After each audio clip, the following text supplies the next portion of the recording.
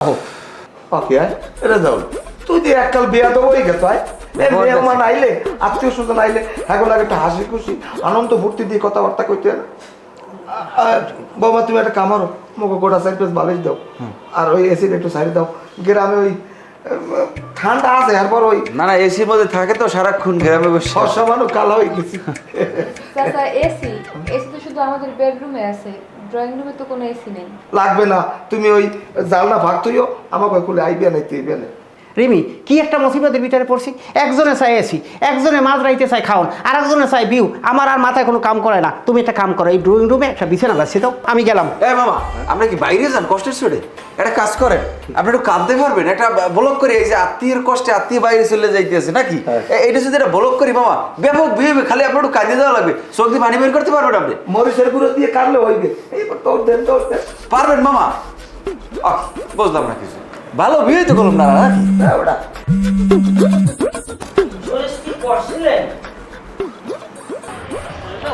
এই দোকানদার দাদাভাইয়ের সাথে আমার একটু ব্যবসায়িক কথাবার্তা আছে 2 মিনিট আমি কথা বলবো আর কি দাদাভাই দোকান তো মাশাআল্লাহ সুন্দর আছে খালি এই চাউল ডাল বেচলে হইবে আর জীবন তো চলবে না আপনি কি ফিউচারিস্ট রিসার্চের কথা শুনছেন তাইলে আপনার সাথে আমি একটা পার্টনারের ব্যবসা করতাম এই আসলাম ভাই আপনি শুধু শুধু এই ব্যাটার ব্যবসাটা নষ্ট করেন না এই ব্যাটার শান্তিতে আছে ব্যাটার একটু শান্তিতে থাকতে দেন আপনার লন বাসা লন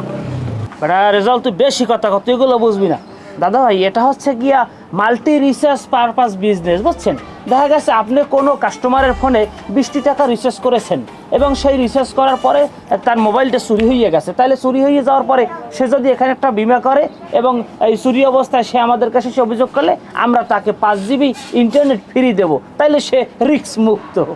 ভাই মানুষ ইন্টারনেট দিয়ে কী করবো যদি তার ফোনটাই চুরি হয়ে যায় আর মানুষ সামান্য 20 টাকা রিচার্জ করতে এসে আমার এত পেশা শুনবো মানুষের এত হাজার কাম হয়ে গেছে আরে ভাইয়া দাদা ভাই এটা তো একটা কৌশল মাত্র দেখা গেছে একটা লোক যখন আপনার দোকানে 20 টাকা রিচার্জ করতে আসবে তখন তাকে আপনি একটা ফ্রি টক টাইম অফার দিয়ে দেবেন বিষয়টা হচ্ছে সাপোজ মনে করেন সে যদি কথা বলতে বলতে তার গলা ব্যথা হয়ে যায় আপনি তাকে অফার দিয়ে দেবেন যে কোম্পানির তরফ থেকে একটি চকলেট তাকে ফ্রি দেওয়া হইবে এটা হচ্ছে একটা চমৎকার বিজনেস দুইজনের মধ্যে এটা 50-50 থাকবে আমরা দুইজনে মিলে এই এলাকায় ব্যবসাটা ছড়াই দিলাম আরে আল্লাহ আরে সোবাহান মাহবুদ আপনি কি পাগল নাকি এই বেটা হইলে চা বিস্কুট পান সিগারেট বিক্রি করে আপনি আইছেন এই দোকানে ইন্স্যুরেন্স করতে ভাই আপনি ওনার কথা শুনবেন না এই লন বাসা লন বেটা রেজাল্ট তোর চুপ থাক খারাই থাকাই না দাদা ভাই আরেকটা বিষয় সেটা হচ্ছে যে শুধু রিসার্চ সেটা কিন্তু নয় আপনি এখানে দোকানে যে চাল ডাল বেচেন সেই চাল ডালের উপরেও আপনি যাইয়ে দেখা গেছে একটা সুন্দর বিমার প্রজেক্ট ধরাই দিতে পারে দেখা গেছে আপনি 20 গ্রাম ডাইল বেচছেন ডাইলের সাথে যাইয়ে 10 গ্রাম বাসায় যাওয়ার পর কাস্টমার দেখলো পাথর বাজিয়ে গেছে তাইলে সমস্যা সে যখন অভিযোগ দেবে তখন আপনি সেই 10 গ্রাম